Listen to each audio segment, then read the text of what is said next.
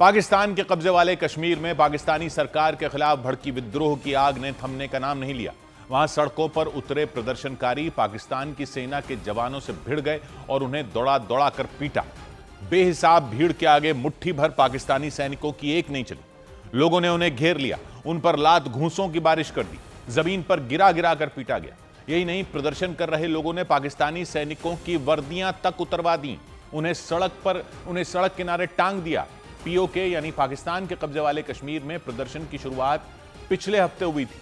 महंगाई, भ्रष्टाचार और आर्थिक तंगी समेत कई मुद्दों को लेकर पीओके में लोगों ने खुलकर मोर्चा खोल दिया। उन्होंने पाकिस्तान की शहबाज सरकार ही नहीं बल्कि उनकी फौज के खिलाफ भी बगावत का बिगुल फूंक दिया। आजादी की भी मांग उठा दी। पीओके में चल रहे आंदोलन की अगुवाई JKAAC यानी जम्मू कश्मीर अवामी एक्शन कमेटी नाम के संगठन ने की। उसने पाकिस्तानी सरकार के सामने 38 मांगे रखी थी, लेकिन जब वो मांगे पूरी नहीं की गई तो विद्रोह छेड़ दिया गया। पीओके के मुजफ्फराबाद, मीरपुर, कोटली, नीलम वैली और रावलाकोट जैसे इलाकों में जनता सड़कों पर उतर आई। दिन ही नहीं बल्कि रात के वक्त भी भड़के हुए लोग सड़कों से हटने के लिए तैयार नहीं हुए। शहबाज शरीफ की सरकार विद्रोह को दबाने के लिए पीओके में सेना उतार चुकी है। इंटरनेट भी बंद कर दिया गया, लेकिन प्रदर्शनकारी पीछे हटने को तैयार नहीं हुए। पाकिस्तानी सेना और पुलिस की झड़प में 12 लोगों की मौत भी हो चुकी है। सैकड़ों लोगों के घायल होने की खबर आई। लेकिन पीओके में प्रदर्शन कर रहे लोगों का गुस्सा हर बदलते दिन के साथ बढ़ता ही नजर आया। भड़के हुए लोगों ने पाकिस्तान के सैनिकों पर भी हमला बोल दिया।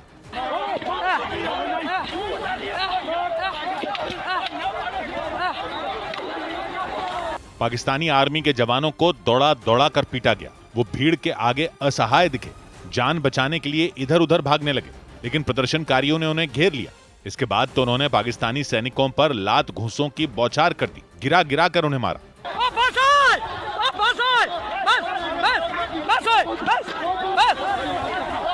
प्रदर्शनकारियों की भीड़ से पिटने के बाद पाकिस्तान के सैनिक बदहवास हो गए। उनसे चला भी नहीं जा रहा था। वो जमीन पर लेटे नजर आए, लेकिन नाराज लोग इतने पर भी नहीं माने। उन्होंने पाकिस्तानी सेना के कई जवानों की वर्दी तक उतरवा ली और उन्हें जीत के तमगे की तरह सड़क के किनारे लटका दिया। पीओके में महंगाई और भ्रष्टाचार समेत कई मुद्दों के खिलाफ JKAAC यानी जम्मू कश्मीर अवामी एक्शन कमेटी का प्रदर्शन जारी रहा। JKAAC के नेता शौकत नवाज मीर ने पाकिस्तान की शहबाज सरकार को डायन बता दिया। ये डायन बन चुकी है, डायन अपने बच्चों को खाती है। ये रियासत जो है इस वक्त अपने बच्चों को, अवाम को मारने पे तुली हुई है। पीओके में पिछले हफ्ते से जारी आंदोलन के दौरान हुई झड़पों में 12 लोगों की मौत हो चुकी है और बड़ी संख्या में लोग घायल हो गए। लेकिन इसके बाद भी प्रदर्शनकारियों के तेवर ढीले नहीं पड़े। वो अपनी मांगों को लेकर अड़े रहे। पीओके के कई इलाकों में तो रात के वक्त भी प्रदर्शन जारी रहा, जबकि वहां बिजली भी नहीं थी। ऐसे में प्रदर्शनकारियों ने अपने मोबाइल फोन की फ्लैशलाइट से रोशनी की। जम्मू कश्मीर अवामी एक्शन कमेटी के अलावा भी कई संगठन इस विरोध प्रदर्शन में कूद चुके हैं। उनके नेताओं ने रात के वक्त भी जगह जगह सभाएं की, लोगों को इकट्ठा किया, पाकिस्तान से आजादी की मांग तेज कर दी। उन्होंने आरोप लगाया कि पाकिस्तान की सरकार और सेना लंबे वक्त से पीओके के लोगों को दबाने का काम करती आई है। इसी के खिलाफ उन्होंने विद्रोह कर दिया। इस दौरान कई जगहों पर प्रदर्शनकारियों की पुलिस और पाकिस्तानी सेना के जवानों से झड़प भी हुई, गोलीबारी भी हुई। उसमें 12 लोगों की जान जा चुकी है। भड़के हुए लोगों ने आंदोलन के दौरान हुई मौतों के लिए सीधे सीधे पाकिस्तान के प्रधानमंत्री शहबाज शरीफ को जिम्मेदार बताया।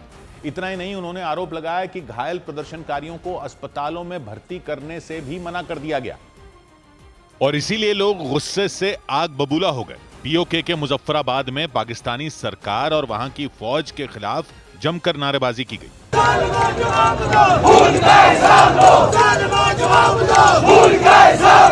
लोगों की भीड़ रात के वक्त भी सड़कों पर जमा हो गई। इतने लोग इकट्ठा हो गए कि पैर रखने की जगह न मिली।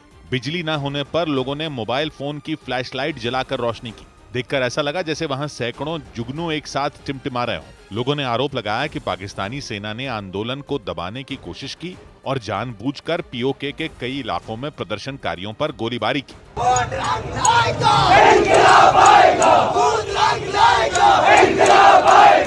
प्रदर्शन में शामिल नेताओं ने इंटरनेट पर प्रतिबंध लगाए जाने का विरोध किया और मोबाइल टावरों को उखाड़ने की चेतावनी दे दी। अगर मोबाइल सर्विसेज बहाल न हुई और बेहतर तरीके से बहाल न हुई तो जिसके घर के पास टावर है उसे उखाड़ के फेंक देना। पीओके में मुजफ्फराबाद के अलावा मीरपुर, कोटली, नीलम वैली और रावलाकोट समेत कई इलाकों में आंदोलन जारी रहा। सस्ती बिजली, अच्छी शिक्षा, महंगाई और भ्रष्टाचार पर लगाम लगाने समेत 38 मांगों को लेकर लोग सड़कों पर डटे रहे। और इस सब के बीच पीओके में पाकिस्तानी सेना की बर्बरता का मुद्दा संयुक्त राष्ट्र के मंच पर भी उठाया गया। पीओके की राजनीतिक पार्टी जेके पीएनपी के प्रतिनिधि ने पाकिस्तान की सेना और सरकार पर गंभीर आरोप लगाए। उन्होंने संयुक्त राष्ट्र समेत दुनिया के दूसरे अंतर्राष्ट्रीय संगठनों से अपील की कि वो इस मामले में दखल दें। इसके अलावा ब्रिटेन की एक संसदीय समिति ने भी पीओके के बिगड़ते हालात पर चिंता जताई। उसने ब्रिटेन में विदेश नीति के लिए जिम्मेदार मंत्रालय को चिट्ठी लिखी और पाकिस्तान की सरकार पर दबाव बनाने की अपील की ताकि पीओके में आंदोलनकारियों पर हो रही ज्यादती रोकी जा सके। यानी पीओके में पाकिस्तान के अत्याचार का मुद्दा पूरी तरह दुनिया के सामने आ गया। इस मामले को लेकर ब्रिटेन में पाकिस्तानी कॉन्सुलेट के बाहर भी प्रदर्शन किया गया। ब्रिटेन में रहने वाले पीओके के कुछ नागरिक वहां पहुंच गए। उन्होंने कॉन्सुलेट के एक अधिकारी की कार को घेर लिया और बाहर निकलकर बात करने की मांग की, लेकिन लोगों के गुस्से को देखते हुए वो अधिकारी कार के अंदर ही बैठे रहे। हालांकि ब्रिटेन में पाकिस्तानी कॉन्सुलेट के बाहर जमा हुए लोगों ने अधिकारी की कार को घेरने से पहले उन्हें रोककर शिकायत करने की कोशिश की, लेकिन वो नहीं माने तो पीओके के वो नागरिक कार के आगे आ गए।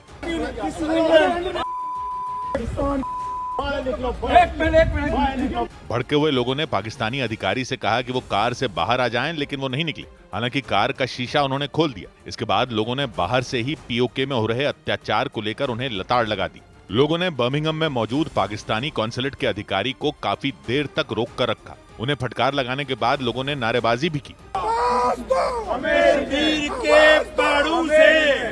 पीओके में प्रदर्शन को कुचलने की कोशिश का मुद्दा संयुक्त राष्ट्र मानवाधिकार परिषद में भी उठाया गया।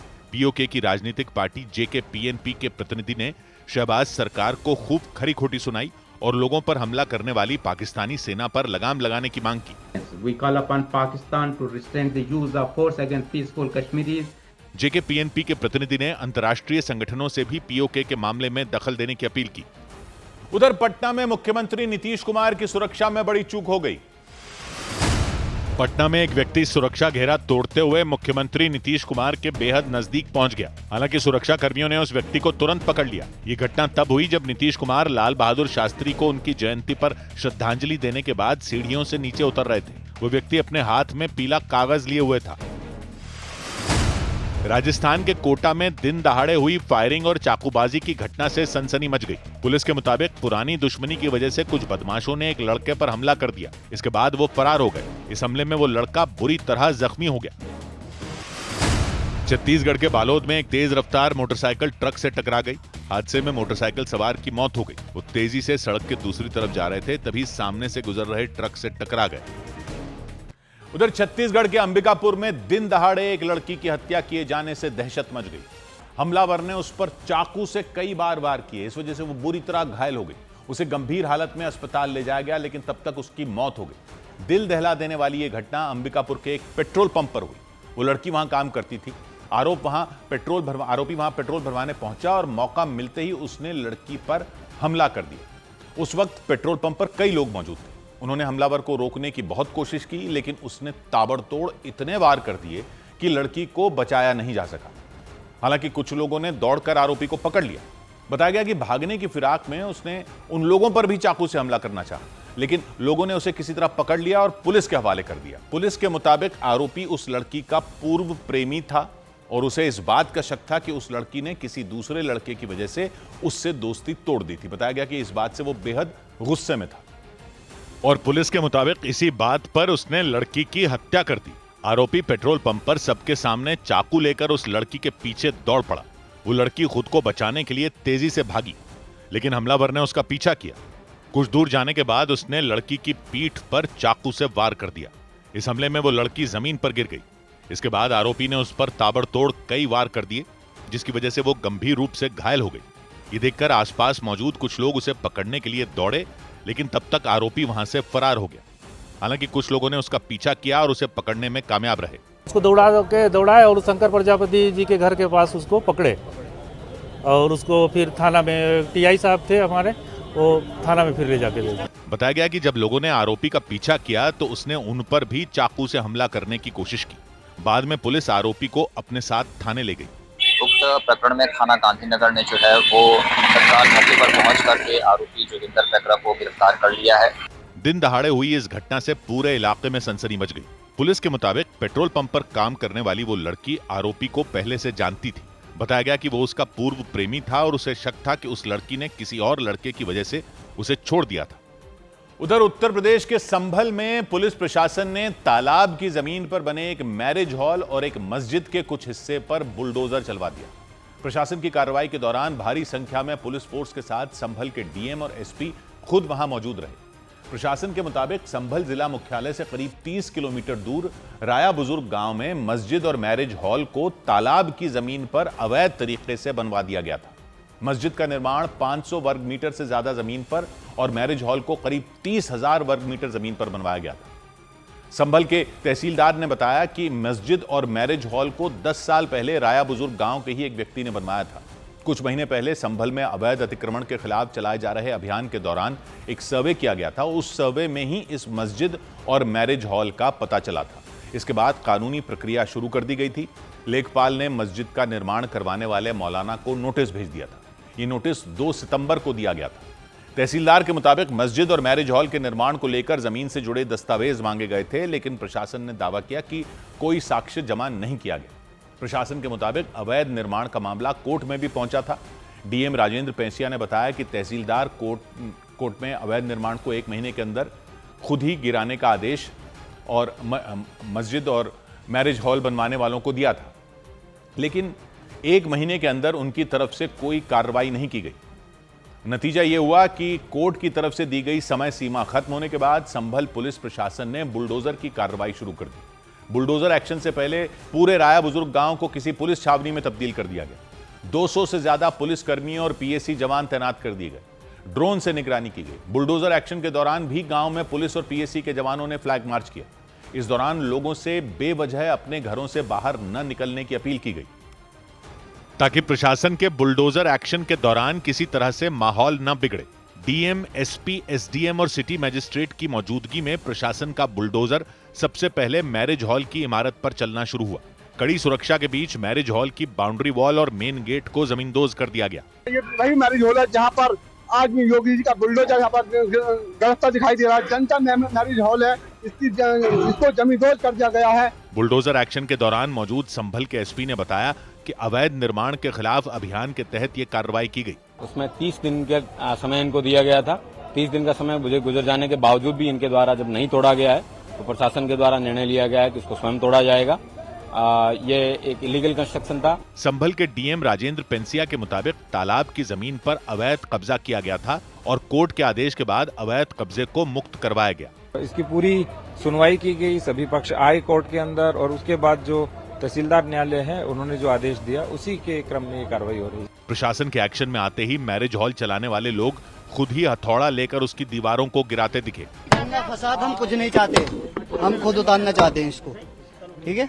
मैरिज हॉल के बाद प्रशासन ने मस्जिद की इमारत को भी गिरा दिया। प्रशासन के मुताबिक बुलडोजर चलवाकर मैरिज हॉल की 2810 स्क्वायर मीटर जमीन और मस्जिद की 510 स्क्वायर मीटर जमीन को कब्जा मुक्त करवाया गया।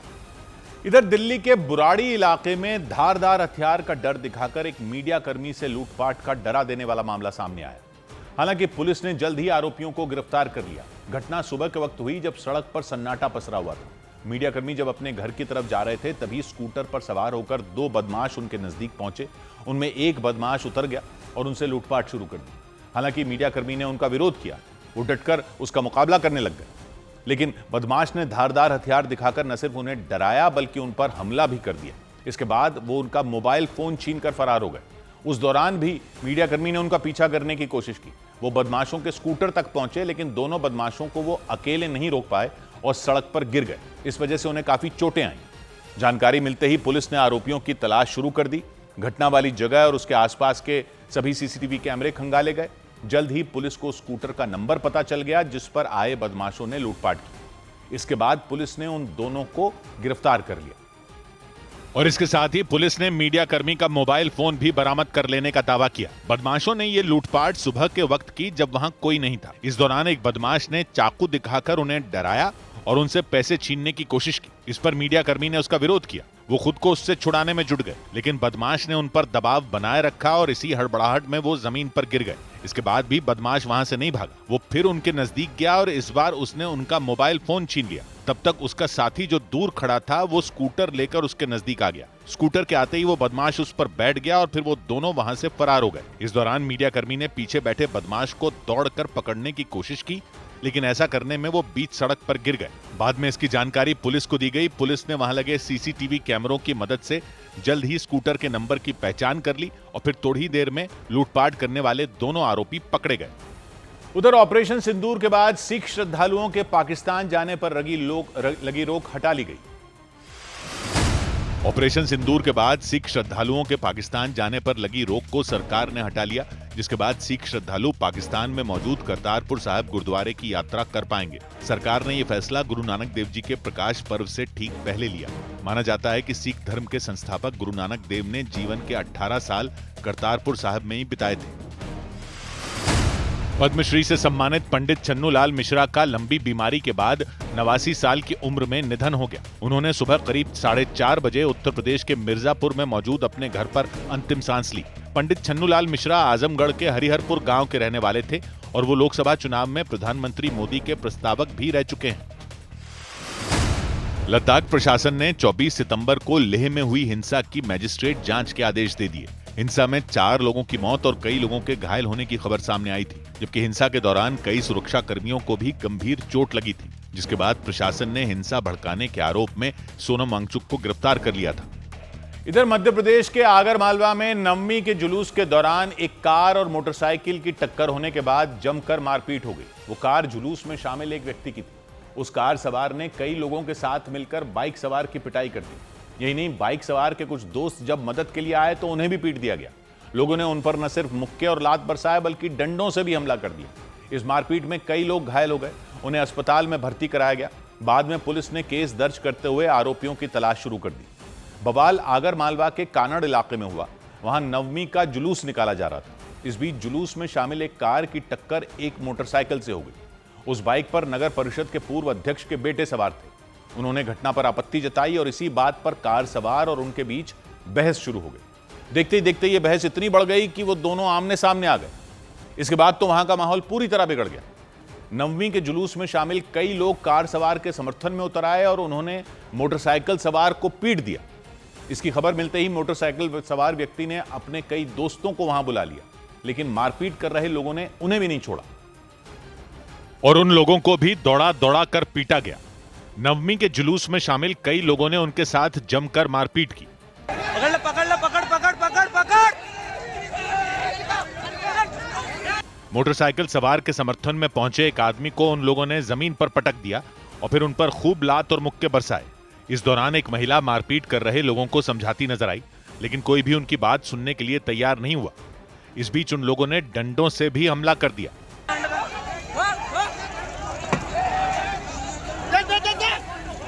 इसके बाद तो वहां जंग जैसे हालात बन गए। कई लोग एक दूसरे को पीटते दिखाई दिए। मोटरसाइकिल सवार के दोस्तों ने भी पलटवार करने की कोशिश की।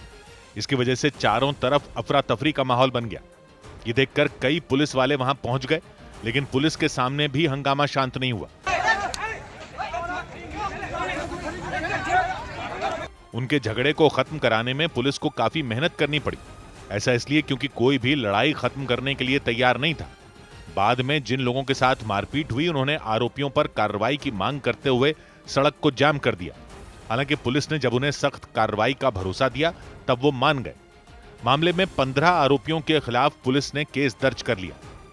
उधर मध्य प्रदेश के रीवा में उस वक्त हड़कंप मच गया जब वहां सुंदरनगर इलाके में नवमी के दिन दुर्गा पंडाल में अचानक कुछ लोग तलवार और लाठियां लेकर घुस गए। इससे पहले कि पंडाल में मौजूद लोग कुछ समझ पाते, हाथों में तलवार और लाठियां लेकर आए लोगों ने वहां तोड़फोड़ शुरू कर दी। इसके बाद तो वहां अफरा तफरी मच गई। दुर्गा पंडाल में अचानक हुए हमले की वजह से लोग जान बचाने के लिए वहां से भाग खड़े हुए। कुछ लोगों ने तोड़फोड़ और बवाल कर रहे लोगों का विरोध भी किया। आरोप लगाया गया कि विरोध करने पर उन लोगों ने मारपीट शुरू कर दी। आरोप यह भी लगाया गया कि पंडाल में मौजूद महिलाओं के साथ बदसलूकी और गाली गलौज भी की गई। काफी देर तक दुर्गा पंडाल में हंगामा होता रहा। बाद में सभी आरोपी वहां से भाग निकले। दावा किया गया कि दुर्गा पंडाल में मारपीट और तोड़फोड़ करने वाले सभी लोग नशे में थे। तुरंत इस घटना की जानकारी पुलिस को दी गई। आसपास रहने वाले लोगों के मुताबिक हंगामा तब हुआ जब दुर्गा पंडाल में भंडारा और कीर्तन चल रहा था। तभी रास्ते से निकलने की बात को लेकर कुछ लोगों का झगड़ा हो गया। थोड़ी देर बाद कई लोग तलवार, चाकू और लाठियां लेकर पंडाल के अंदर पहुंच गए। उन लोगों ने पंडाल में मौजूद लोगों से मारपीट शुरू कर दी। सामान तोड़ने और फेंकने में वो जुट गए। और तो और उन लोगों ने पंडाल का एक हिस्सा तक गिरा दिया और उसकी वजह से वहां कोहराम मच गया। तलवार और लाठियों की मदद से आरोपियों ने दुर्गा पंडाल में तांडव मचा दिया। पंडाल के अंदर जमकर तोड़फोड़ की गई। कोई लाठियों से सामान तोड़ने में जुट गया तो कोई वहां तलवार लहराने लग गया। हाँ कोई नहीं, ए भाई ऐसा ये ना करिए अभी। दुर्गा पंडाल में मौजूद कुछ लोगों ने उन्हें रोकने और समझाने की कोशिश की, लेकिन वो नहीं माने। बवाल कर रहे एक आदमी ने तो दुर्गा पंडाल में मौजूद लोगों पर तलवार तान दी। उस दौरान उसका एक साथी भी वहां लाठी लेकर खड़ा रहा। देखकर ऐसा लगा जैसे वो दोनों सामने खड़े लोगों पर हमला कर देंगे। पुलिस स्टाफ से उसकी गलती है। घटना रीवा के सुंदरनगर इलाके में हुई। वहां रहने वाले लोगों के मुताबिक नवमी के दिन दुर्गा पंडाल में भंडारा और कीर्तन चल रहा था। उसी दौरान रास्ते से निकलने को लेकर कुछ लोगों के साथ झगड़ा हो गया, लेकिन वहां अफरा तफरी तब मच गई जब थोड़ी देर बाद कुछ लोग तलवार, चाकू और लाठियां लेकर दुर्गा पंडाल में घुस आए। उन लोगों ने वहां हंगामा कर दिया। विरोध करने पर उन लोगों ने मारपीट शुरू कर दी और चीजों को तोड़ने में जुट गए। महिलाओं के सामने वो लोग गंदी गंदी गालियां देते भी नजर आए।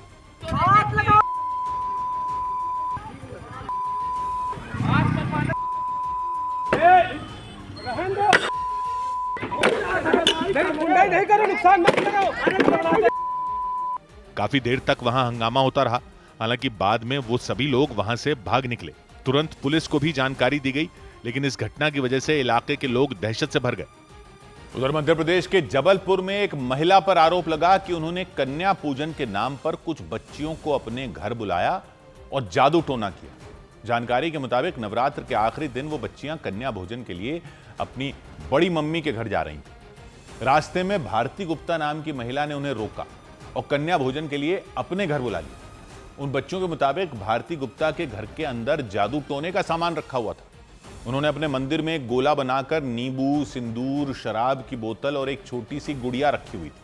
आरोप लगा कि इस दौरान भारती गुप्ता ने पानी में कुछ मिलाकर उन्हें पिलाने की कोशिश भी की, लेकिन उन बच्चियों ने उन्हें ऐसा करते हुए देख लिया और वो डर गई। इसके बाद उन्होंने पानी पीने से मना कर दिया और दौड़ते हुए घर से बाहर निकल गई। वो बच्चियां सीधे अपने घर गईं और अपने माता पिता को पूरी कहानी सुनाई। इसके बाद उन्होंने आरोपी महिला के खिलाफ केस दर्ज करवा दिया।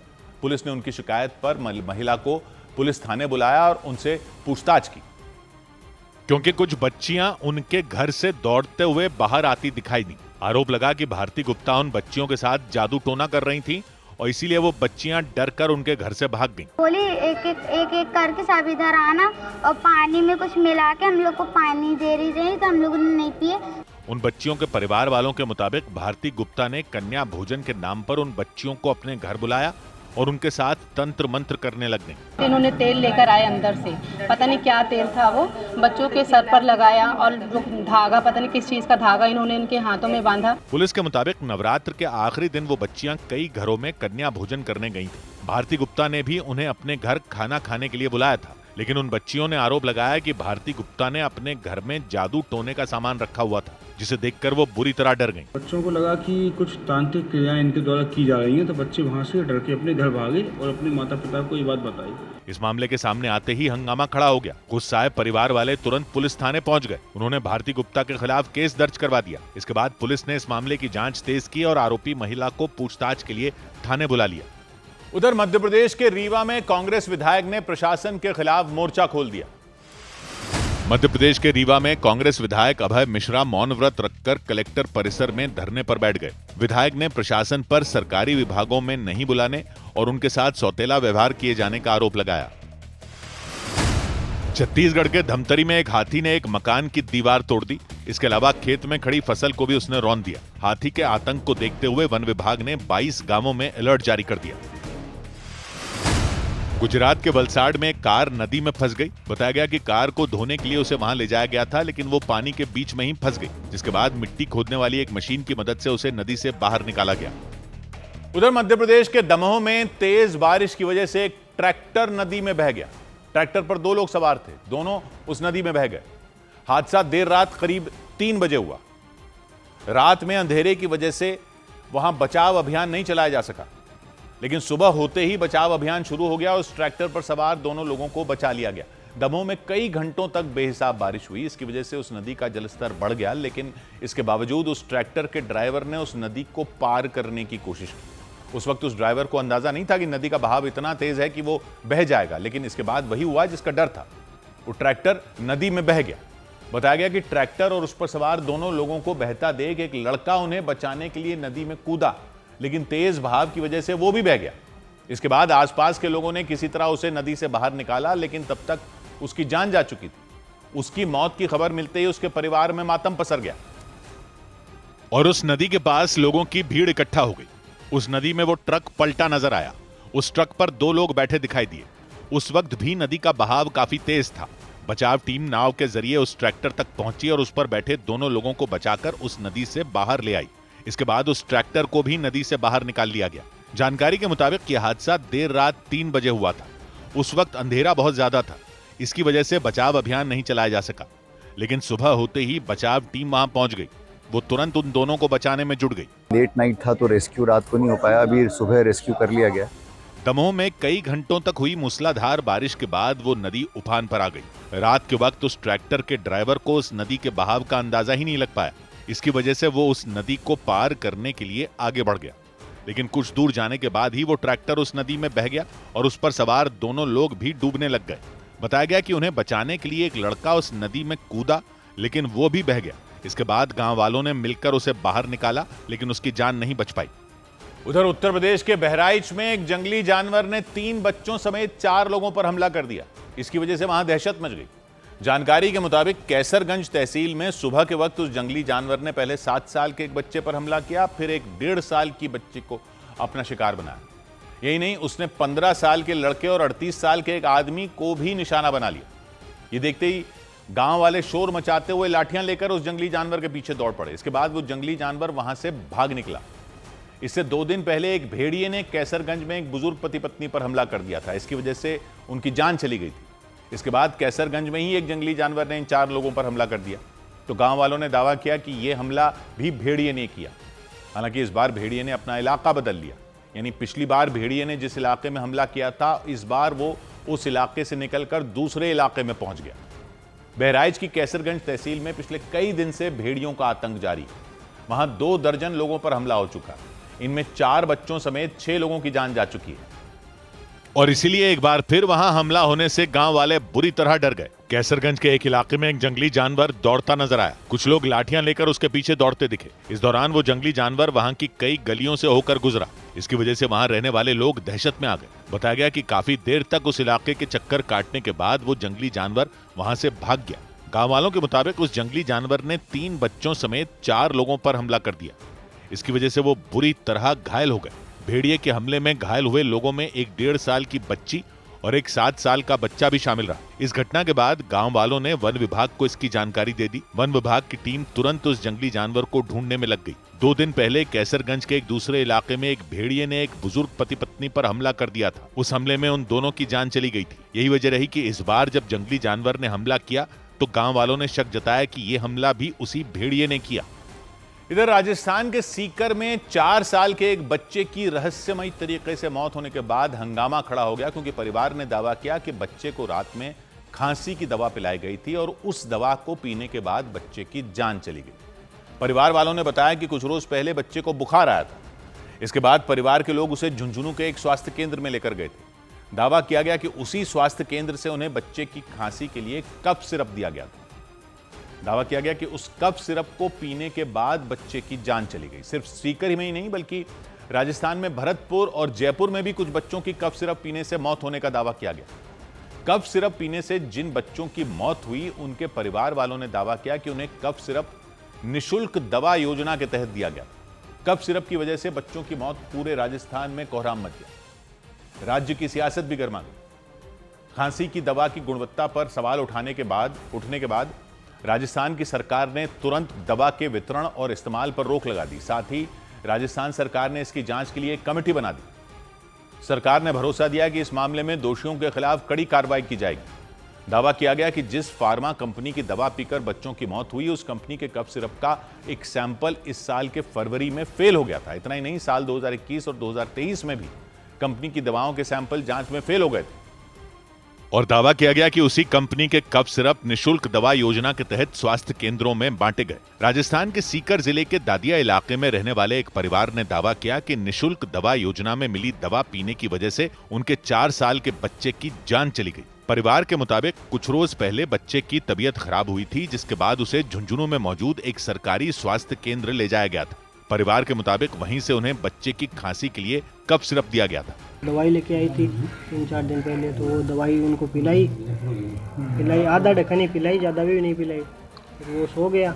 लेकिन सुबह होने पर बच्चे की मौत हो गई। सीकर के अलावा भरतपुर और जयपुर में भी कफ सिरप पीने से बच्चों की मौत होने का दावा किया गया। इसका पता चलने के बाद तुरंत राजस्थान सरकार ने दवा के वितरण और इस्तेमाल पर रोक लगा दी। साथ ही मामले की जांच के लिए एक कमेटी बना दी। मामले की विस्तृत जांच कराई जा रही है और जो भी दोषी होंगे उनके खिलाफ कठोर कार्रवाई की जाएगी, ऐसा सरकार ने तय किया है। दावा किया गया कि जिस फार्मा कंपनी की दवा पीकर बच्चों की मौत हुई, उस कंपनी के कफ सिरप का एक सैंपल इस साल फरवरी में फेल हो गया था। इतना ही नहीं, 2021 और 2023 में भी कंपनी की दवाओं के सैंपल जांच में फेल हो गए थे। फरवरी 2025 में इसी कंपनी का एक कफ सिरप जांच के अंदर फेल हो गया था, लेकिन कुछ ही वक्त बाद में बहाल कर दिया गया। सिर्फ राजस्थान ही नहीं बल्कि मध्य प्रदेश के छिंदवाड़ा में भी कफ सिरप पीने से बच्चों की तबीयत बिगड़ने और किडनी फेल होने का दावा किया गया। उधर भारतीय गेंदबाज मोहम्मद सिराज साल 2025 में टेस्ट मैचों में सबसे ज्यादा विकेट लेने वाले गेंदबाज बन गए। वेस्टइंडीज के खिलाफ टेस्ट मैच की पहली पारी में भारतीय गेंदबाज मोहम्मद सिराज 4 विकेट लेकर 2025 में टेस्ट मैचों में सबसे ज्यादा विकेट लेने वाले गेंदबाज बन गए। इस साल वो टेस्ट मैचों में 30 विकेट ले चुके हैं। उनसे पहले इस लिस्ट में ऑस्ट्रेलिया के मिचेल स्टार्क टॉप पर थे, जिन्होंने 29 विकेट लिए हैं। अहमदाबाद में वेस्टइंडीज के खिलाफ जारी पहले टेस्ट मैच में जसप्रीत बुमराह ने भारत में खेलते हुए 50 टेस्ट विकेट पूरे कर लिए। उन्होंने टेस्ट मैच की पहली पारी में 3 विकेट झटके। ऐसा करके उन्होंने जवागल श्रीनाथ के रिकॉर्ड की बराबरी कर ली। दोनों ही गेंदबाजों को भारत में अपने 50 विकेट पूरे करने के लिए सिर्फ 24 पारियां लगी। अहमदाबाद में भारत और वेस्टइंडीज के बीच खेले जा रहे पहले टेस्ट के पहले दिन भारतीय टीम ने वेस्टइंडीज को 162 रन पर ढेर कर दिया। बाद में भारत ने मजबूत शुरुआत करते हुए सिर्फ 2 विकेट खोकर 121 रन बना लिए। केएल राहुल 53 रन बनाकर और शुभमन गिल 18 रन बनाकर क्रीज पर मौजूद रहे।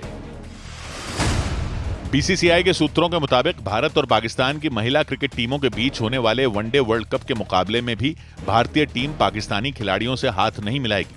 वर्ल्ड कप में भारत और पाकिस्तान का मुकाबला रविवार को 5 अक्टूबर को कोलंबो में खेला जाएगा।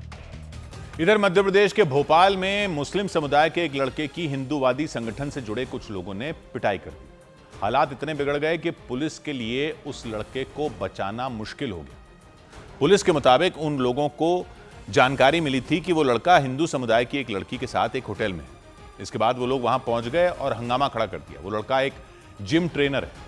बताया, जो आरोप लगा कि उसने अपना नाम बदलकर हिंदू समुदाय की उस लड़की से दोस्ती की थी।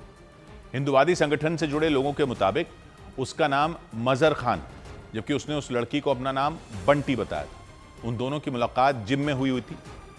कुछ ही दिनों में दोनों की दोस्ती हो गई। दोस्ती बढ़ने के बाद वो उस लड़की को लेकर होटल चला गया था। इसी के बाद बवाल मच गया।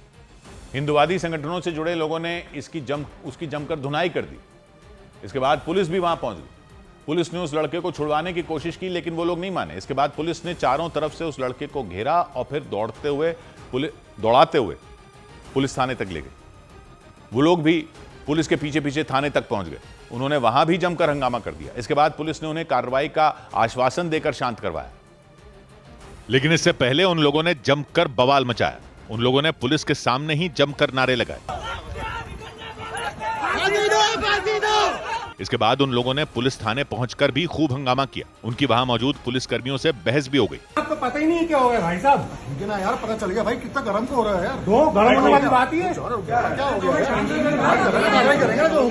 हिंदूवादी संगठन से जुड़े उन लोगों को पता लगा कि मुस्लिम समुदाय का एक लड़का हिंदू समुदाय की एक लड़की को लेकर होटल गया। इसके बाद वो लोग भी उस होटल में पहुंच गए और उस लड़के को पकड़कर उसकी पिटाई कर दी। हंगामा बढ़ने के बाद पुलिस भी वहां पहुंच गई। पुलिस उस लड़के को उन लोगों के चंगुल से छुड़वाने में लग गई, लेकिन वो लोग उसे छोड़ने को तैयार ही नहीं हुए। ऐसे में पुलिस ने उस लड़के के चारों तरफ एक घेरा बनाया और फिर उसे भगाते हुए पुलिस थाने तक ले गए। इस दौरान भी उन लोगों ने पुलिस का पीछा नहीं छोड़ा। वो लोग पुलिस के साथ साथ दौड़ते हुए थाने तक आ गए। वहां उन्होंने उस लड़के के खिलाफ कार्रवाई करने की मांग की। आरोप लगा कि उस लड़के का नाम मजहर खान है, लेकिन हिंदू समुदाय की उस लड़की से दोस्ती करने के लिए उसने अपना नाम बंटी बताया था। उधर झारखंड के हजारीबाग में मछलियां पकड़ने के लिए लोगों ने जान दांव पर लगा दी। वहां भारी बारिश के बीच एक बांध ओवरफ्लो हो गया। पानी बांध के ऊपर से बहने लगा, लेकिन मछलियां पकड़ने के लिए लोगों की भीड़ उफनते पानी में कूद पड़ी। लोग जाल लेकर पानी में उतर गए। बेहिसाब बारिश की वजह से हजारीबाग के कई इलाके पानी पानी हो गए। इसी बीच छड़वा डैम के बेकाबू होने से कोहराम मच गया, क्योंकि बारिश की वजह से इतना पानी इकट्ठा हो गया कि वो डैम को पार कर गया। इतना ही नहीं, डैम का एक गेट भी टूट गया। गेट के टूटने से हुए छेद से पानी की तेज धार फूट पड़ी। इस बीच बांध के दूसरे गेटों पर भी खतरा मंडराने लगा, तो आशंका जताई गई कि पानी का दबाव बढ़ने पर उन्हें भी नुकसान पहुंच सकता है। इसलिए प्रशासन फौरन एक्शन में आया। खतरे को देखते हुए उसने लोगों को बांध से दूर रहने की हिदायत दी। लेकिन उस डैम से कुछ ही दूरी पर लोगों की भीड़ मछली पकड़ने में जुट गई। वो बड़े बड़े जाल लेकर पहुंच गए। इसी बीच एक बड़ी मछली पानी में दिख गई। उसे पकड़ने के लिए लोग टूट पड़े।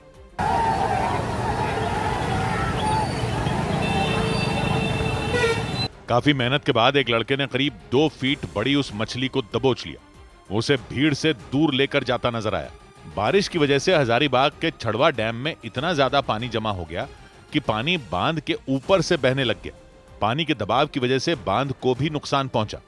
उसका एक गेट टूट गया और बीच में बड़ा सा छेद हो गया। उस छेद से पानी की तेज धार निकलती दिखी। इस दौरान डैम के दूसरे गेटों को भी नुकसान पहुंचने का खतरा बढ़ गया। इसीलिए प्रशासन ने लोगों से अपील की कि वो बांध के पास न जाएं। लेकिन मछलियां पकड़ने के लिए आए लोगों पर इसका कोई असर नहीं हुआ। वहां 100 से भी ज्यादा लोग पानी में उतर गए। उन्हें देखने के लिए पुल के ऊपर भी अच्छी खासी भीड़ जमा हो गई। हालांकि बाद में प्रशासन ने सख्ती दिखाते हुए लोगों को वहां से हटा दिया। उधर छत्तीसगढ़ के रायपुर में 16 साल की एक नाबालिग पर आरोप लगा कि उसने अपने प्रेमी की चाकू से गला रेतकर हत्या कर दी। हत्या करने के बाद वो लड़की खुद अपनी मां के साथ थाने पहुंच गई। पुलिस के मुताबिक बिलासपुर की रहने वाली उस लड़की ने बताया कि करीब 1 साल पहले वो अपने प्रेमी सद्दाम से मिली थी। लड़की ने आरोप लगाया कि गर्भवती होने के बाद उसके प्रेमी ने उससे शादी करने से इनकार कर दिया और उस पर बिना शादी किए साथ रहने का दबाव बनाने लगा। पुलिस के मुताबिक वो लड़की 3 महीने की गर्भवती है और इसी वजह से वो किसी भी सूरत में अपने प्रेमी से शादी करना चाहती थी। पुलिस के मुताबिक 29 सितंबर की रात वो लड़की रायपुर रेलवे स्टेशन के पास मौजूद एक लॉज में प्रेमी से मिलने पहुंची थी। पुलिस ने बताया लॉज में लड़की ने उस पर शादी करने का दबाव बनाया। दावा किया गया कि लड़की के दबाव बनाने के बाद उसके प्रेमी सद्दाम ने चाकू निकाल लिया और आरोप लगाया उसने लड़की को बच्चा गिराने के लिए कहा। ऐसा नहीं करने पर जान से मारने की धमकी दी। आरोप लगा प्रेमी के धोखे से परेशान होकर देर रात लड़की ने चाकू से उसी की गला रेतकर हत्या कर दी। पुलिस की जांच में पता चला सद्दाम बिहार का रहने वाला था और वो छत्तीसगढ़ के धमतरी में मौजूद एक कंपनी में काम करता था। पूछताछ में लड़की ने पुलिस को बताया कि सोशल मीडिया के जरिए उसकी मुलाकात सद्दाम से हुई थी। उसके मुताबिक उसके प्रेमी ने कई बार उसके साथ शारीरिक संबंध बनाए थे। दावा किया गया कि उसके पास उसकी कुछ आपत्तिजनक तस्वीरें और वीडियो भी थी। लड़की ने पुलिस को इस बात की भी जानकारी दी कि उसके प्रेमी ने उससे शादी करने का वादा भी किया था और आरोप लगाया कि गर्भवती होने के बाद उसके प्रेमी सद्दाम ने उससे शादी करने से इनकार कर दिया। पुलिस के मुताबिक शादी करने से मना करने के बाद 16 साल की वो नाबालिग लड़की आग बबूला हो गई और फिर उसने चाकू से गला रेतकर अपने प्रेमी की हत्या कर दी। और वो शादी के लिए उसको बोल रही थी कि शादी कर ले, किंतु वो बोल रहा था कि नहीं, मैं अभी वहाँ से लड़की देख के आ गया हूँ या शादी करके आ गया हूँ, यहाँ पर तुमको रखूंगा। पुलिस के मुताबिक करीब 1 साल पहले सोशल मीडिया के जरिए बिलासपुर की रहने वाली नाबालिग लड़की की सद्दाम से मुलाकात हुई थी। वो लड़का बिहार का रहने वाला था और छत्तीसगढ़ के धमतरी में मौजूद एक कंपनी में काम करता था। पुलिस की पूछताछ में लड़की ने बताया कि रायपुर के रेलवे स्टेशन के नजदीक एक लॉज में अक्सर दोनों मिला करते थे और लड़की के मुताबिक इस दौरान उसके प्रेमी ने कई बार उसके साथ शारीरिक संबंध बनाए थे। उसकी वजह से वो 3 महीने की गर्भवती हो गई थी। लड़की ने पुलिस को बताया कि उसने कुछ आपत्तिजनक तस्वीरें और वीडियो भी बना लिए थे। पुलिस की जांच में पता चला कि 29 सितंबर को वो लड़की एक बार फिर लॉज में अपने प्रेमी सद्दाम से मिलने गई थी। उस दौरान उसने शादी करने के लिए उस पर दबाव बनाया था। दावा किया गया कि लड़की के दबाव बनाने पर उसने चाकू निकाल लिया था। लड़की ने पुलिस को बताया कि सद्दाम ने बच्चा गिराने के लिए कहा और ऐसा नहीं करने पर जान से मारने की धमकी दी थी। आरोप लगा कि धोखे से परेशान होकर देर रात लड़की ने चाकू से उसकी गला रेतकर हत्या कर दी थी। उनके बीच विवाद हुआ और जब वो सोया हुआ था उसी दौरान जो विधि के साथ संघर्षरत बालिका ने उस पर धारदार हथियार से वार किया है। और प्रेमी की हत्या करने के बाद वो लड़की अपने घर बिलासपुर चली गई थी। बाद में वो अपनी मां के साथ थाने पहुंच गई और फिर उसने अपना जुर्म कबूल कर लिया। बिलासपुर पुलिस ने तुरंत रायपुर पुलिस को इसकी जानकारी दी, जिसके बाद रायपुर रेलवे स्टेशन के पास मौजूद लॉज से सद्दाम का शव बरामद कर लिया गया। उधर महाराष्ट्र में 24 घंटे दुकानें और होटल खोले जाने की मंजूरी दे दी गई। महाराष्ट्र में सरकार ने राज्य में दुकानें, होटल और दूसरे व्यापारिक प्रतिष्ठानों को 24 घंटे खोले जाने की अनुमति दे दी। राज्य सरकार के उद्योग विभाग ने एक आधिकारिक सरकारी आदेश जारी कर इस फैसले की जानकारी दी। हालांकि इस फैसले से शराब परोसने वाले बार और होटल के साथ शराब बेचने वाली दुकानों को बाहर रखा गया। मध्य प्रदेश के मऊगंज में एक बुजुर्ग की हत्या के आरोप में उनके ही बेटे, बहू और पोते को गिरफ्तार कर लिया गया। पुलिस के मुताबिक बुजुर्ग ने दुर्गा पंडाल में अपनी बहू को नाचने से रोका था और इस मुद्दे पर परिवार में विवाद इतना बढ़ गया कि सबने मिलकर उनकी हत्या कर दी। नाच गाने को लेकर कुछ विवाद हुआ, जिसमें रामपति विश्वकर्मा, जिसको फावड़ा लगने से उसकी डेथ हो गई। उत्तराखंड की राजधानी देहरादून में सीएम पुष्कर सिंह धामी ने रामपुर तिराहा कांड में जान गंवाने वाले लोगों को श्रद्धांजलि दी। रामपुर तिराहा कांड 2 अक्टूबर 1994 को यूपी के रामपुर में हुआ था। तब उत्तर प्रदेश से अलग उत्तराखंड राज्य बनाने की मांग को लेकर चल रहे आंदोलन में पुलिस और प्रदर्शनकारियों की झड़प में 7 लोग मारे गए थे। मैं उन सभी आंदोलनकारियों को नमन करता हूं। दिल्ली में केंद्रीय गृह मंत्री अमित शाह ने खादी महोत्सव 2025 का उद्घाटन किया। अमित शाह ने इस मौके पर हर भारतीय परिवार से साल में कम से कम 5,000 रुपए के खादी उत्पाद खरीदने की अपील की। ये चीज जब आप 5,000 रुपये की खरीदते हैं, आप किसी के लिए रोजगारी का कारण बनते हैं और हजारों लाखों गरीबों के जीवन में उजियारा पनपता है। उधर इजरायल ने राहत सामग्री लेकर गाजा जा रहे करीब 40 जहाजों को भूमध्य सागर में ही रोक दिया। न्यूज एजेंसी रॉयटर्स के मुताबिक सामान से लदे सभी जहाज गाजा में मदद पहुंचाने के लिए जाने की कोशिश कर रहे थे, लेकिन इजरायल की नौसेना ने बीच समंदर में ही उन जहाजों को रोक दिया। रॉयटर्स के मुताबिक उन 40 जहाजों के बेड़े में 37 देशों के 150 से ज्यादा सामाजिक कार्यकर्ता, शांति अभियान चलाने वाले एनजीओ के लोग और मानवाधिकार संगठनों से जुड़े लोग शामिल थे। रॉयटर्स के मुताबिक इजरायल की नौसेना ने सभी को हिरासत में ले लिया और अपने एक बंदरगाह पर पहुंचा दिया।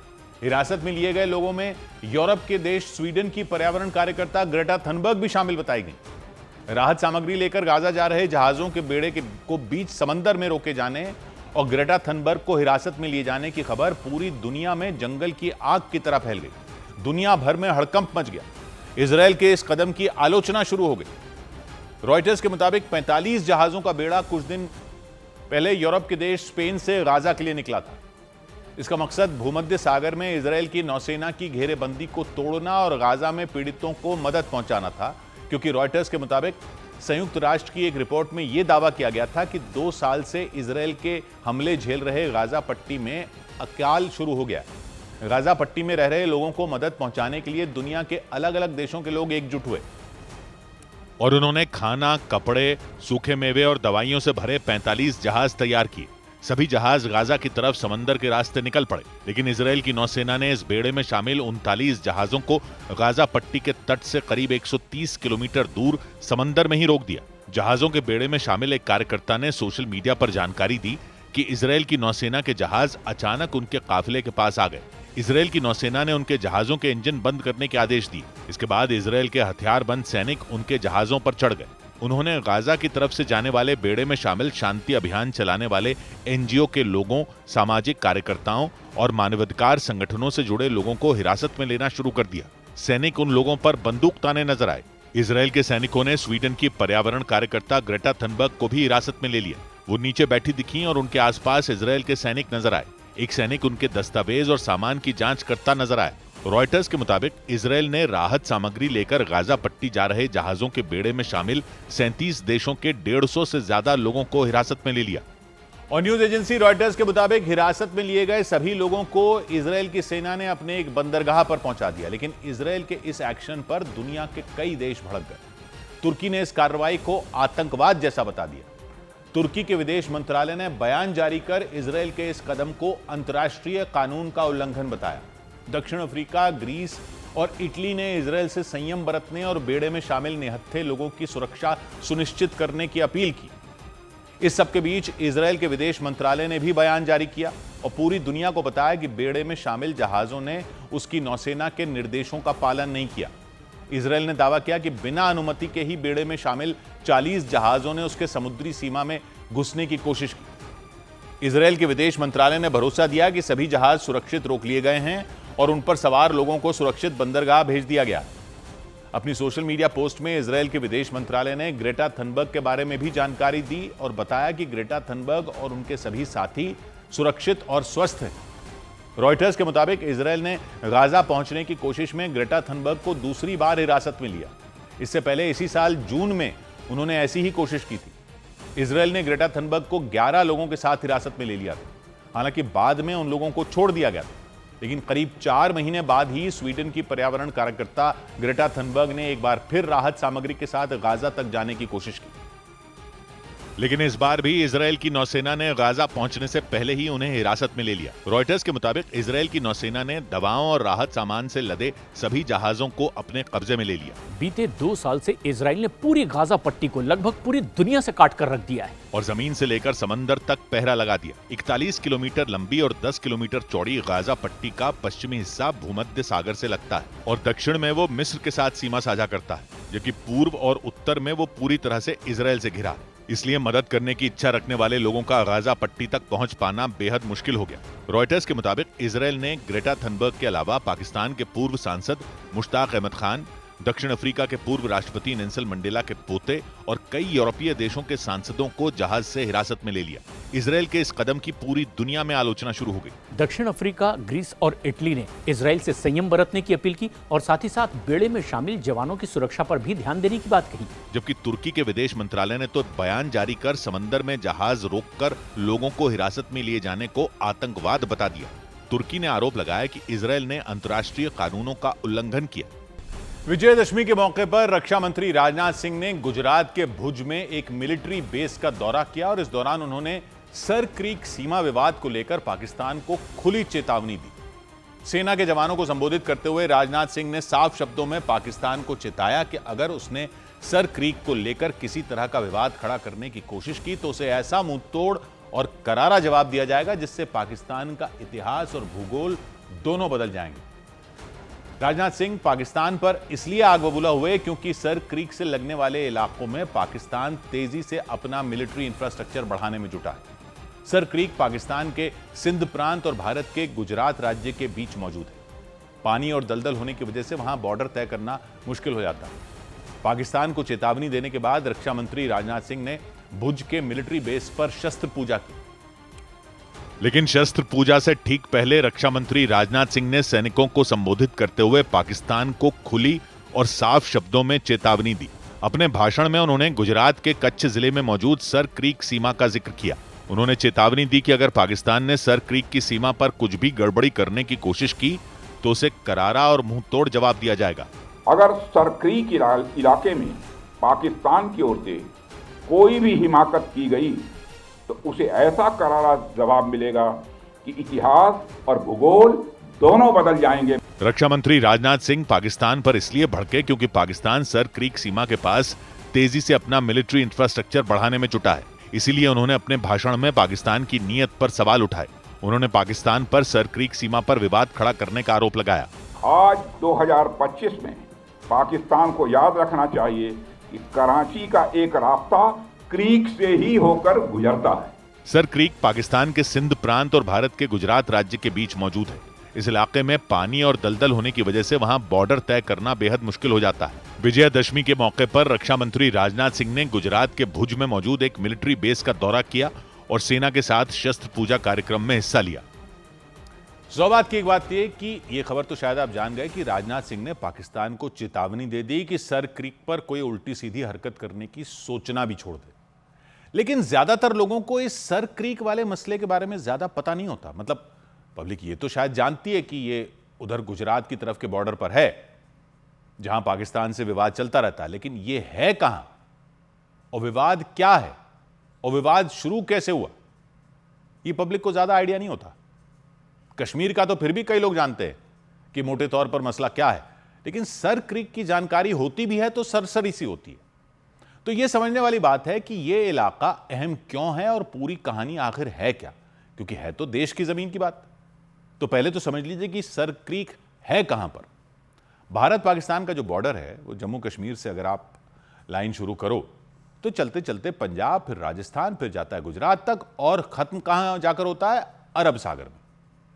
तो जिस जगह पर जाकर बॉर्डर खत्म होता है वो जगह है सर क्रीक। सर क्रीक तो नाम अंग्रेजों ने दे दिया था, लोकल लोग उसको कहते थे बाणगंगा। जी हां, नाम है बाणगंगा, तो नाम से ही आप समझ गए कि वहां एक नदी टाइप का कुछ है।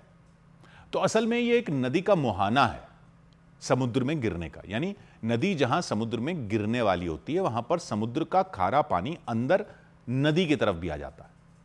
तो ये नदी का एंड का वो वाला हिस्सा होता है जहां समुद्र का ज्वार भाटा अंदर आ जाता है, तो पानी यहां पर खारा ही हो जाता है।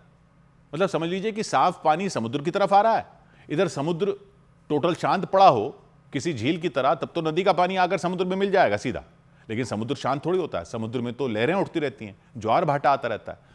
तो उधर से साफ पानी आ रहा होता है, समुद्र की तरफ से भी खारा पानी जा रहा होता है, तो समुद्र का पानी अंदर चला जाता है नदी के रास्ते में, और लास्ट का जो नदी का हिस्सा होता है उसमें खारा पानी मिक्स हो गया होता है, साफ पानी खारा पानी। वैसा हिस्सा है ये सर क्रीक, जिसको वहां के लोग कहते थे बाणगंगा, क्योंकि लगती तो चौड़ी सी नदी थी, क्योंकि उसके किनारे भी हैं, इधर उधर कच्छ, इधर उधर सिंध, नदी लगती है, लेकिन वो समुद्र का पानी आ गया खारा, लेकिन पानी होता है उसमें समुद्र का। वहीं जाकर भारत पाकिस्तान का बॉर्डर खत्म हो रहा है, यानी बाणगंगा के अंदर के एक तरफ भारत है, दूसरी तरफ पाकिस्तान है, और ये दोनों किनारे 96 किलोमीटर तक चलते चलते हैं, साथ साथ चलते हैं, इधर भारत उधर पाकिस्तान, 96 किलोमीटर तक साथ साथ चलते हैं। उसके बाद आगे समुद्र आ जाता है और दोनों किनारे अलग अलग अपनी तरफ घूम जाते हैं। ठीक है, तो प्रॉब्लम क्या है? भारत को तो कोई प्रॉब्लम नहीं है, पाकिस्तान का अपना ही तर्क है। भारत का कहना है कि यह पाकिस्तान के किनारे की तरफ वाला बाणगंगा का आधा पानी वाला हिस्सा पाकिस्तान का, जो उसके किनारे की तरफ है, भारत के किनारे की तरफ वाला आधा पानी वाला हिस्सा भारत का। 96 किलोमीटर बाणगंगा के रास्ते में बिल्कुल बीच में अंग्रेजों ने खंबे भी लगा दिए थे, मार्कर भी लगा दिए थे। तो उन खंबों तक इधर से भारत, उधर से पाकिस्तान, और अंतर्राष्ट्रीय नियम भी यही कहते हैं कि कोई भी ऐसा पानी का हिस्सा जहां नाव चल सकती हो, उसके अगर दो किनारे अलग अलग देशों में हो तो किनारे से पानी के नीचे बीच तक की जमीन एक देश की होती है, वहां से अगले किनारे तक दूसरे देश की होती है। लेकिन पाकिस्तान इसको नहीं मानता। अंग्रेजों ने पानी के बीच में मार्कर भी लगाए हुए हैं, तब भी नहीं मानता। उसका कहना है भारत का हिस्सा किनारे तक है और भारत के किनारे से ही पाकिस्तान का बॉर्डर शुरू हो जाता है, मतलब पानी वाला पूरा हिस्सा पाकिस्तान का है, सर क्रीक का, ऐसा उसका दावा है। लेकिन वो ये दावा किस आधार पर करता है?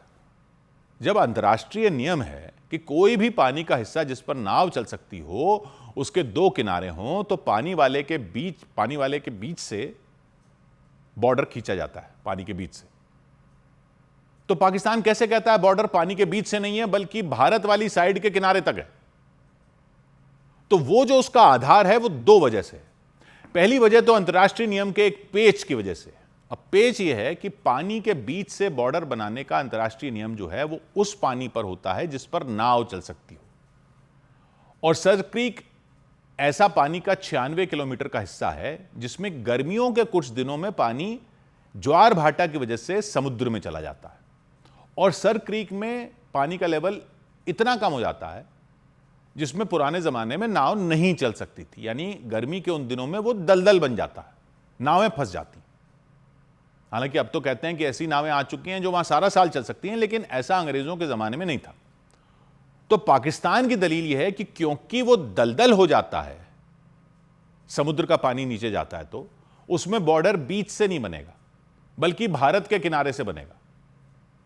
लेकिन फिर सवाल यह है कि अगर कुछ दिन वो दलदल भी हो जाता है तो बॉर्डर भारत के किनारे से क्यों बनेगा, पाकिस्तान के किनारे से क्यों नहीं बनेगा? तो वो दूसरी वजह जिसकी पाकिस्तान दलील देता है वो ये है कि ऐसा अंग्रेजों के जमाने में तय हो गया था, जब उन्होंने वो हिस्सा सिंध को दे दिया था, कच्छ को नहीं। लेकिन पाकिस्तान की वो दलील भी सही नहीं है। ऐसा क्यों है वो समझने के लिए थोड़ा पीछे चलना पड़ेगा और समझना पड़ेगा कि अंग्रेजों ने क्या बंटवारा किया था। और पता है आपको इस सर क्रीक का बंटवारा हुआ क्यों था? एक लकड़ी के गट्ठर को लेकर झगड़ा शुरू हुआ था। एक लकड़ी के गट्ठर को लेकर चंद लकड़ियों का सवाल था और बात इतनी बढ़ गई कि अंग्रेज सरकार को बीच में आकर बंटवारा करना पड़ा था सर क्रीक का। ये तो सब जानते हैं अंग्रेजों का राज था भारत पर। तो इस इलाके पर आ जाइए। ये जो सर क्रीक है, जिसको अंग्रेजों से पहले बाणगंगा कहते थे, इसमें एक तरफ था सिंध, दूसरी तरफ कच्छ। सिंध में मुस्लिम शासकों का राज था, उनको अमीर कहते थे। टालपुर राजवंश के अमीर थे सिंध के शासक, टालपुर अमीर। और कच्छ में हिंदू शासक थे जिनको राव कहते थे। तो इधर हिंदू राव महाराज, उधर मुस्लिम अमीर थे। फिर 1843 में अंग्रेजों ने सिंध के अमीरों को हरा दिया, सिंध पर कब्जा कर लिया और वहां सीधा अंग्रेज सरकार का राज हो गया। फिर बॉम्बे प्रांत बनाया अंग्रेज सरकार ने। तो बॉम्बे प्रांत में इधर आज के महाराष्ट्र का काफी इलाका, आज के गुजरात के काफी इलाके से लेकर सिंध तक का इलाका था। कच्छ नहीं था उसमें। लेकिन कच्छ में राव महाराज का ही राज था। जैसे बाकी रजवाड़ों के साथ अंग्रेजों की डील थी, लोकल लेवल पर शासन राजा कर रहे हैं, बाकी डिफेंस वगैरह के बड़े मसले अंग्रेज देखते थे, वो कच्छ में भी था। तो ऐसा हो गया कि इस तरफ कच्छ के राव महाराज का इलाका और बाणगंगा के उस तरफ डायरेक्ट अंग्रेज सरकार के अंडर वाला सिंध था, जो बॉम्बे प्रांत का हिस्सा था। तो 1908 में क्या हुआ कि अंग्रेज सरकार के कस्टम्स विभाग के एक कर्मचारी था, अहमद जुमा नाम का। वो अहमद जुमा बाणगंगा वाले इलाके से लकड़ियां ले जा रहा था। राव महाराज के सैनिकों ने उसे पकड़ लिया, हथकड़ी लगा दी कि कच्छ के इलाके से कैसे लकड़ियां ले जा रहे हो। अब वो अंग्रेज सरकार का कर्मचारी था, इसलिए अंग्रेज सरकार को बीच में आना पड़ा। तो खैर सरकार ने तय किया कि यहां पर कच्छ और सिंध के बीच बॉर्डर बना देते हैं, नहीं तो ये तो झगड़े होते रहेंगे। करते करते 1914 में सरकार ने एक दस्तावेज जारी किया जिसमें वही लिखा जो भारत कहता है कि पानी के बीच से बॉर्डर निकलेगा। लेकिन दिक्कत यह हो गई कि लिखा तो ये कि बॉर्डर पानी के बीच से निकलेगा, लेकिन जो नक्शा बनाया उस दस्तावेज के साथ अंग्रेज सरकार ने, उसमें एक लाइन वहां बना दी जहां कच्छ की तरफ का किनारा है। मतलब नक्शे में पानी वाला हिस्सा सिंध की तरफ था, सिंध पे उनका डायरेक्ट राज था। तो उन्होंने नक्शा ऐसा बनाया कि कच्छ के बॉर्डर से पानी वाला इलाका सिंध में, लेकिन लिखा ये कि बॉर्डर बीच से होगा, यानी दोनों बातें कर दी। पाकिस्तान उसी नक्शे की दलील देता है। यह था 1914 में। लेकिन फिर उसी अंग्रेज सरकार ने 1925 में एक और नक्शा जारी किया जिसमें पानी के बीच में कच्छ और सिंध के बॉर्डर के मार्कर और खंबे दिखाए गए। तो भारत की दलील है कि 1925 में फाइनल हो तो गया था, लेकिन पाकिस्तान 1914 के नक्शे को पकड़े बैठा। दूसरा तर्क वो ये देता है कि पानी के बीच वाला नियम तो वहां लागू होता ही नहीं है, जहां वहां लागू होता है जहां नाव चल सकती हो। यहां तो कुछ दिन साल में दलदल हो जाता है, नाव नहीं चलती। भारत का तर्क है कि एक तो ब्रिटिश सरकार के मार्कर वाला नक्शा 1925 वाला, और 1914 के समझौते की भी बात करो तो उसमें भी लिखा यही है कि बॉर्डर पानी के बीच से, और लगभग सारा साल तो वहां नावें चलती हैं, बल्कि वहां तो मछुआरे जाते हैं दोनों देशों के। तो बॉर्डर तो दोनों के बीच ही हुआ। और सबसे बड़ी बात यह कि 1965 में जब भारत पाकिस्तान युद्ध हुआ था, उसके बाद एक अंतर्राष्ट्रीय ट्रिब्यूनल बैठा था, यानी बाहर के देशों के लोगों की अदालत बैठी थी इस पर फैसला करने के लिए। उसने कच्छ के रण का 90% हिस्सा भारत को सौंप दिया था, पाकिस्तान के दावे को खारिज कर दिया था कच्छ के रण पर। लेकिन पाकिस्तान यह कहता है कि ट्रिब्यूनल ने तो पूरे कच्छ के रण की बात की थी, सर क्रीक पर साफ साफ कुछ नहीं कहा था। मतलब पाकिस्तान वही पुराना राग अलापता कि युद्ध भी हार गया, अंतर्राष्ट्रीय ट्रिब्यूनल पर भी राजी हो गया, लेकिन उसके फैसले को भी अपने हिसाब से ही देखेगा। और फिर निकाल कर ले आता 1914 का नक्शा, यानी 1925 का नक्शा नहीं मानता, 1968 के ट्रिब्यूनल के फैसले को नहीं मानता, बस अपना राग अलापता है। तो भारत ने भी साफ कर दिया कि अगर इस तरफ आंख उठाकर भी देखा तो जैसे 1965 में लाहौर तक सेना पहुंच गई थी, वो याद रखे कि इधर से सेना गई तो कराची तक पहुंच सकती है। 100 बात की एक बात। उधर अफ्रीकी देश मोरक्को में वहां की सरकार के खिलाफ विद्रोह भड़क गया। अफ्रीकी देश मोरक्को में सरकार के खिलाफ प्रदर्शन करने उतरे लोगों ने जमकर बवाल किया। वहां कई शहरों में तोड़फोड़ और आगजनी की गई। सड़कों पर खड़ी गाड़ियों को आग के हवाले कर दिया गया। हालात इस कदर बिगड़ गए कि पुलिस और प्रशासन के भी पसीने छूट गए। वहां भ्रष्टाचार समेत कई मुद्दों को लेकर लोगों ने सरकार के खिलाफ मोर्चा खोल दिया। भारतीय क्रिकेटर अभिषेक शर्मा अपनी बहन की शादी की एक रस्म में भांगड़ा करते नजर आए। पंजाब के लुधियाना में उनकी बहन कोमल का शगुन कार्यक्रम हुआ था। इसमें पूर्व क्रिकेटर युवराज सिंह भी शामिल हुए। एक्टर अभिषेक बच्चन और उनकी पत्नी ऐश्वर्या राय बच्चन ने YouTube के खिलाफ दिल्ली हाईकोर्ट में एक याचिका दाखिल की। उन्होंने अपने AI generated deep fake video के खिलाफ आपत्ति जताते हुए कंपनी से 4 करोड़ रुपए का हर्जाना मांगा। उन्होंने अपील की थी कि लोग उनके नाम, तस्वीर, आवाज और पहचान को उनकी इजाजत के बिना इस्तेमाल न करें। इधर ब्रिटेन के मैनचेस्टर में यहूदी समुदाय के धार्मिक स्थल पर हुए हमले में 2 लोगों की मौत हो गई, जबकि 4 लोग गंभीर रूप से घायल हो गए। वहां हमलावर ने कई लोगों को कार से टक्कर मार दी। इसके बाद वो कार से बाहर निकला और उसने कई लोगों पर चाकू से भी हमला कर दिया। हालांकि वहां की पुलिस ने जल्दी उसे मार गिराया। हमला यहूदियों के सबसे बड़े पर्व यानी यौम किप्पुर वाले दिन किया गया। इस दिन को यहूदी समुदाय प्रायश्चित का दिन मानते हैं और इसलिए वहां बड़ी संख्या में यहूदी समुदाय के लोग प्रार्थना सभा में जुटे थे। तभी हमलावर ने वहां पहुंचकर लोगों को मारना शुरू कर दिया। इस वजह से वहां चीख पुकार मच गई। लोग इधर उधर भागने लग गए। माना जा रहा है कि यह आतंकी हमला था। इसके बाद पुलिस ने उस इलाके को चारों तरफ से घेर लिया ताकि हमलावर बचकर भाग न सके। इस दौरान वहां मौजूद लोगों को भी हटा दिया गया। बाद में हमलावर को घेर कर पुलिस ने ढेर कर दिया। हमले ने पूरे ब्रिटेन में सनसनी मचा दी। वहां के प्रधानमंत्री केयर स्टामर ने घटना पर दुख जताते हुए इमरजेंसी बैठक बुला ली। उन्होंने भरोसा दिया कि उनके देश में यहूदी समुदाय के सभी लोगों की पूरी सुरक्षा की जाएगी। इसके साथ ही उन्होंने सभी धार्मिक स्थलों के बाहर सुरक्षा बढ़ाने का भी निर्देश दिया। इससे पहले मैनचेस्टर के उस इलाके में हमले से कोहराम मच गया और हमले के तुरंत बाद वहां की पुलिस ने हमलावर को घेर लिया। उसे पहले पैर में गोली मारी गई जिससे वो बेहोश हो गया। इसके बाद जैसे ही वो होश में आया उस पर दोबारा फायरिंग कर दी गई। इसके बाद हमलावर उठ नहीं सका। मैनचेस्टर की पुलिस की फायरिंग में उसकी मौत हो गई। इस ऑपरेशन को शुरू करने से पहले वहां मौजूद लोगों को हट जाने का निर्देश दिया गया ताकि किसी की जान खतरे में न पड़े।